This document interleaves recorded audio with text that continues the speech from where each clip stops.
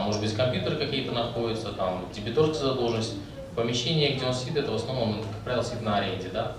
А если мы посмотрим те структуры активов, которые берут залог банки, это в основном недвижимость, то есть они просят, чтобы им дали залог помещения, там, здания, сооружения.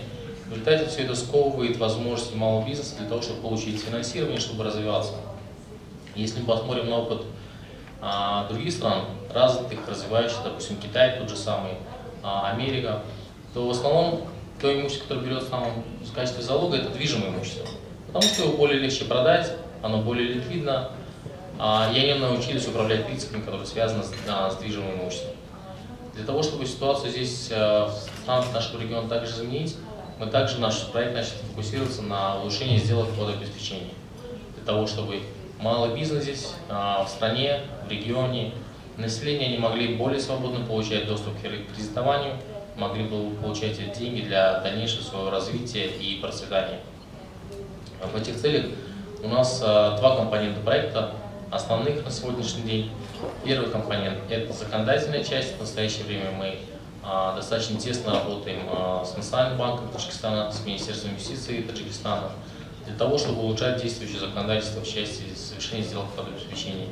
Прежде всего, это касается закона о залоге движимого имущества, а также внесения изменений в другие подзаконные законодательства.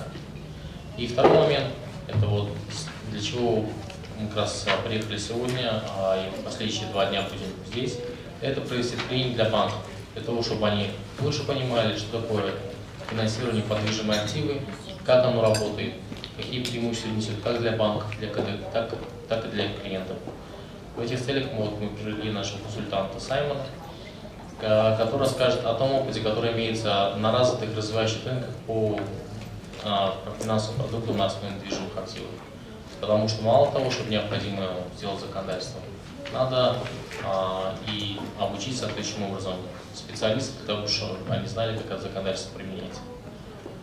И вот сегодня, то есть цель нашего мероприятия сегодня с вами, просто обсудить с вами в неформальной обстановке, какие у вас есть вопросы, насколько вам это интересная тема. Может быть, какие-то, на самом деле, тема достаточно такая профессиональная, но в то же время она затрагивает очень большие пласты населения и бизнеса. Поэтому мы хотели, чтобы вы с вами в неформальной обстановке поговорить, чтобы вы понимали лучше, чтобы мы знали, что вас заботит, чтобы те же самые вопросы мы покрывали в ходе последующей конференции и тренинга. Спасибо большое. Я передам слово Саймону.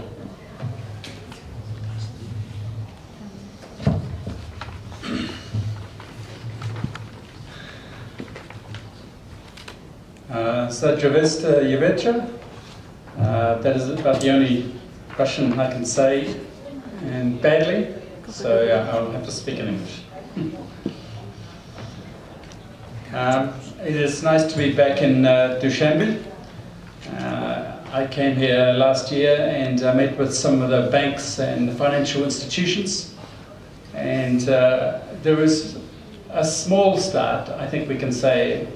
Могут у финансовых учреждений появится возможность применить новые инструменты по использованию движимых активов, и предстоящие мероприятия, организованные совместными усилиями Международной финансовой корпорации и нашим учебным центром, даст возможность изучить опыт других стран и применить их в своей деятельности.